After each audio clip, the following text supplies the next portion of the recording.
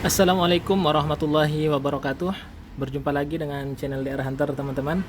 Pada kesempatan kali ini kita akan melanjutkan bagaimana caranya memasang atau merakit kembali LCD Asus E203MA. Kemarin kita sudah membahas bagaimana cara membongkarnya. Maka pada kesempatan kali ini kita akan langsung belajar bagaimana cara memasangnya. Baik, teman-teman. Karena kemarin video durasinya terlalu panjang ya, jadi kita lanjutkan di part yang kedua ini. Baik, di sini sudah ada LCD baru ya, jadi seperti ini. Nah, seperti ini LCD-nya, teman-teman.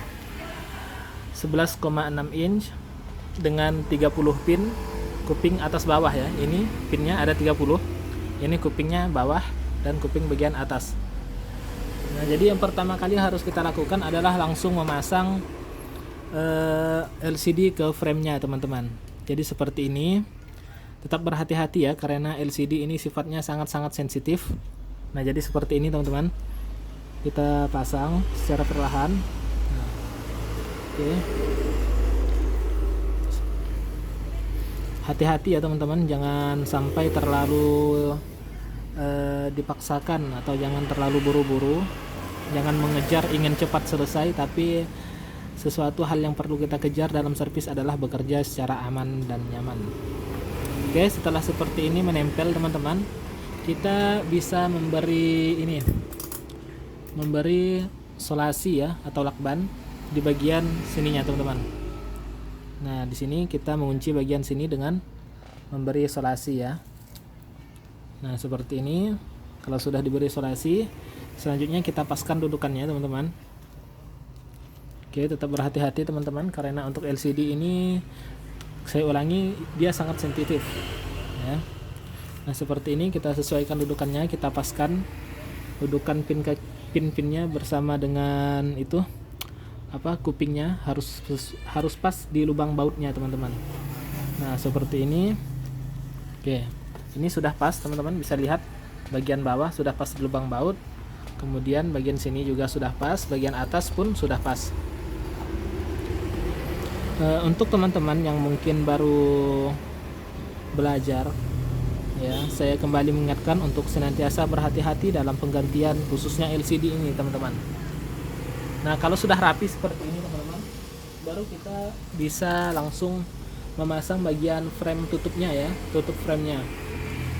Sebelumnya jangan lupa untuk memasang baut, karena di sini ada 4 buah baut, 1, 2, 3, dan 4. Jadi langsung kita pasang saja bautnya. Untuk memasang baut tidak perlu terlalu kencang, teman-teman, cukup sampai mentok sudah gitu. Jadi jangan terlalu dipaksakan. Kalau sudah mentok ya sudah, karena nanti dikhawatirkan akan membuat dudukan bautnya menjadi patah kalau seandainya kita memaksakan. Jadi seperti ini, teman-teman. Oke.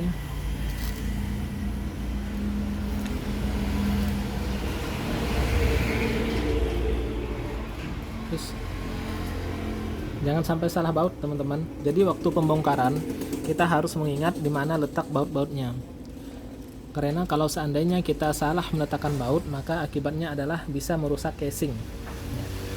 Meskipun itu tidak berpengaruh kepada mesinnya, kalau seandainya baut kepanjangan, tapi itu sangat berpengaruh pada penampilannya. Jadi terkadang di bagian belakang casing itu ada benjolan, teman-teman. Oke. Ini sudah selesai kita pasang bautnya. Jadi untuk selanjutnya yang perlu kita lakukan adalah memasang ini, teman-teman, frame ya, tutup dari LCD-nya. Jadi seperti ini. Nah, kita paskan. Untuk kalau yang plastik seperti ini, teman-teman, LCD baru ya, kita keluarkan saja seperti ini sebisanya. Kita keluarkan. Jadi kita lipat keluar agar mudah untuk dilepas. Jika nanti seandainya user mau melepasnya akan lebih mudah. Nah, jadi seperti ini. Kemudian kita tinggal merekatkan bagian-bagian atasnya seperti ini sampai ada bunyi-bunyi klik. Tapi ingat, tetap hati-hati, teman-teman, jangan sampai terlalu kuat menekannya karena itu akan berbahaya. Nah, kemarin saat kita melakukan pembongkaran di bagian bawah sini ada double tip ya. Untuk pemasangan selanjutnya sebaiknya saya sarankan untuk tidak menggunakan double tip, karena itu akan sangat menyusahkan di saat nanti kita akan melakukan pembongkaran kembali. Nah, jadi seperti ini kita rapikan.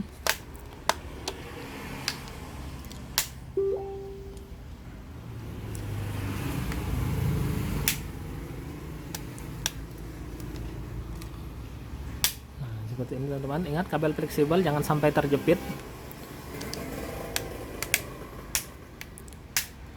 Oke, ini bagian atas sudah rapi, tinggal bagian bawah sedikit teman-teman.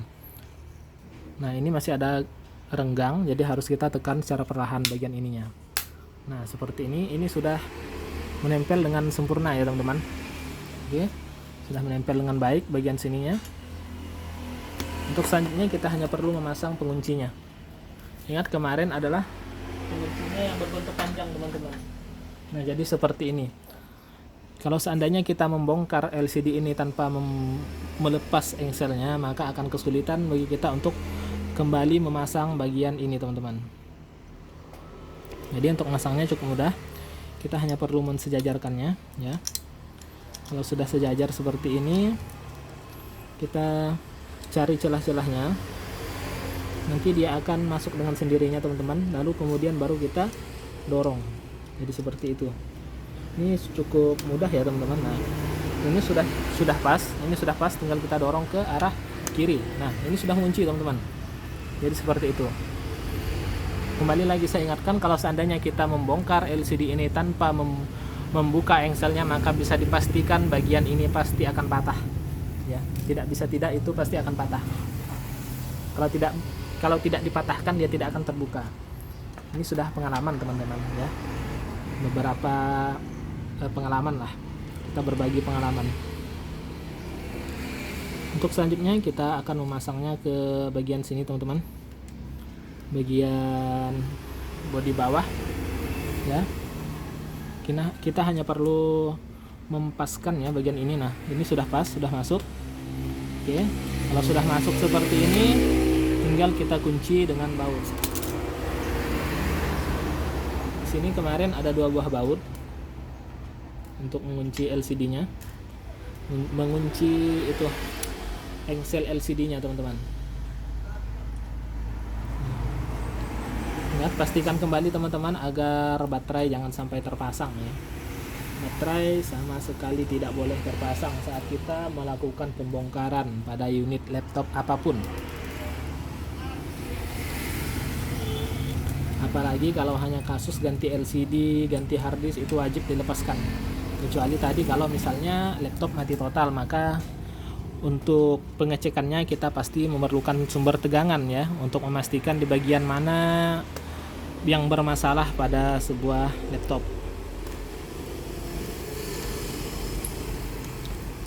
Nah, ini baut ketiga. Terakhir kita hanya perlu 1 baut lagi untuk menguncinya.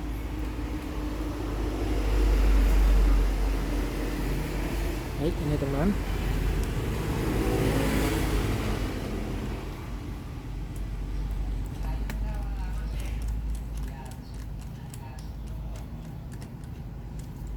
Ini ternyata bautnya kepanjangan teman-teman. Jadi kalau baut kepanjangan jangan sampai kita paksakan. Kasihan nanti notebook atau laptop usernya akan menjadi tumbal ya. Maksudnya akan rusak nanti casingnya teman-teman.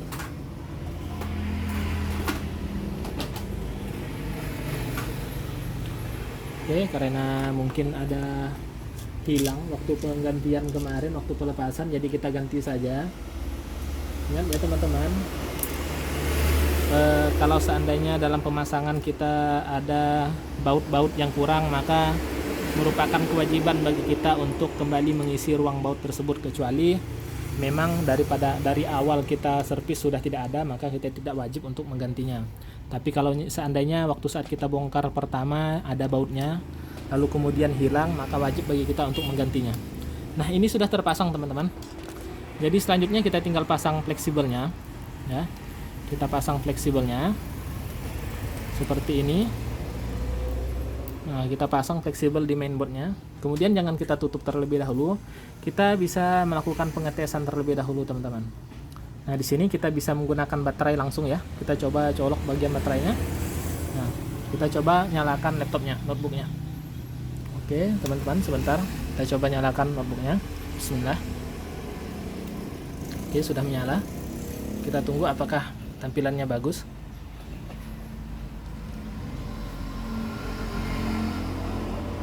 Nah, alhamdulillah ya teman-teman, ini sudah bagus LCD-nya, berarti LCD yang kita beli itu bagus.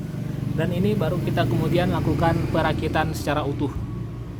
Jadi demikian teman-teman, kita matikan saja, kemudian kita lakukan perakitan secara utuh ya. Nah, di sini yang perlu diperhatikan adalah pada bagian ini kabel ya. Nah, pada bagian kabel LAN ini ada jalurnya teman-teman. Jadi kalau bisa diusahakan agar kabel ini masuk ke dalam jalurnya. Ini teman bisa lihat ya. Nah, di situ ada celah-celah. Jadi ini kita masukkan ke sini teman-teman.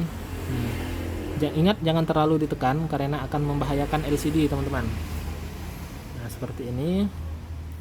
Kemudian seperti ini kita lanjutkan saja dan pasang bagian antennya teman-teman. Ini adalah bagian antennya. Nah, seperti ini.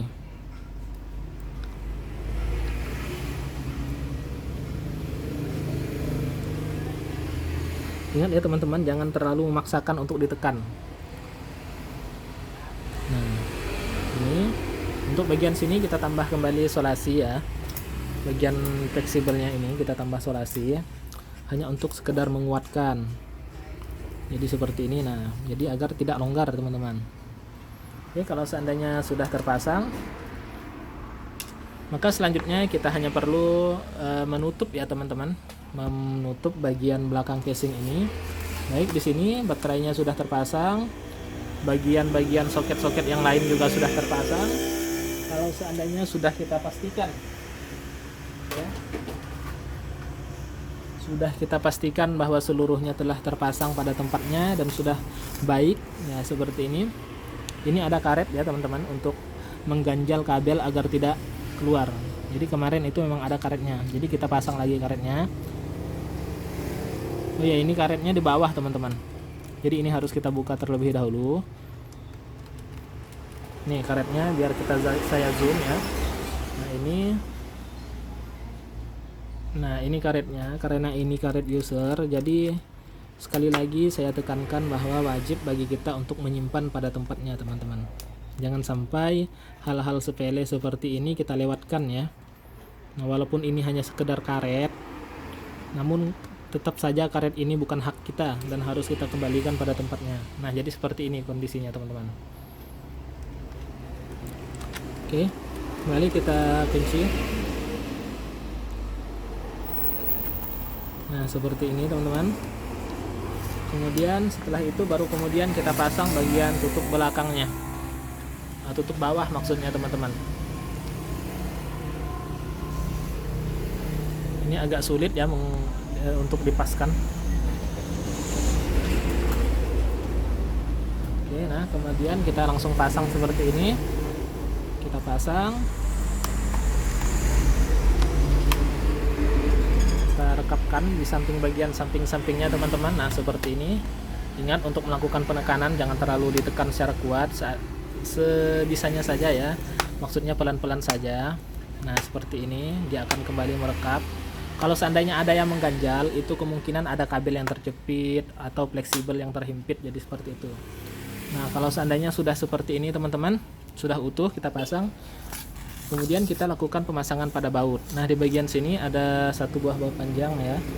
Harus kita ingatkan teman-teman, karena untuk bagian casing ini ada baut-bautnya tersendiri ya, tidak semua baut itu sama. Sebentar. Mari kita lihat terlebih dahulu. Nah ya, sini ada baut.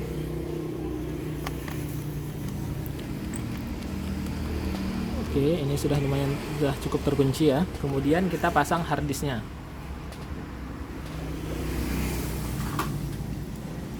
Ini adalah harddisknya. Di harddisk juga nanti ada 4 buah baut. ya, 1 2 3 4. Nah seperti ini. Kemudian baru kita pasang baut-bautnya teman-teman. Oke, sorry.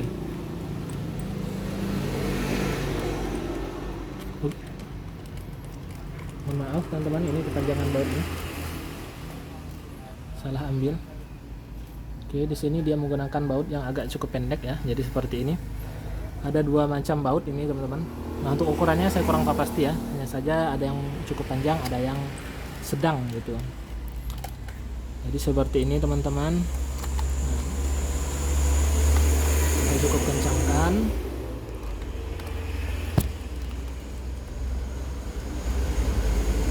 Kita kencangkan seluruh bautnya.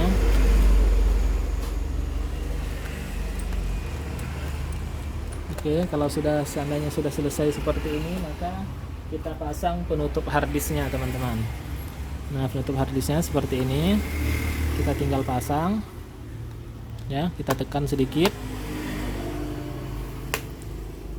Nah seperti ini. Setelah tertutup sempurna, baru kemudian kita baut. Oke, untuk yang selanjutnya bagian-bagian pinggirnya mungkin nanti teman-teman bisa pasang sendiri dan tidak perlu saya masukkan ke dalam video, karena ini sebenarnya sudah 100% selesai ya pekerjaan kita pada saat ini, sudah 100% selesai. Baik, kita langsung coba masuk ke sistemnya. Baik teman-teman, bismillah, semoga tidak ada kendala. Nah ini sudah bisa masuk.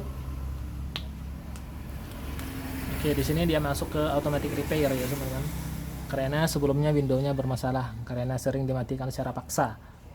Oke teman-teman, mungkin hanya sekian tutorial dari DR Hunter mengenai bagaimana caranya kita merakit atau memasang LCD dari Asus E203M. Terima kasih atas segala perhatiannya, kalian telah menyaksikan channel ini.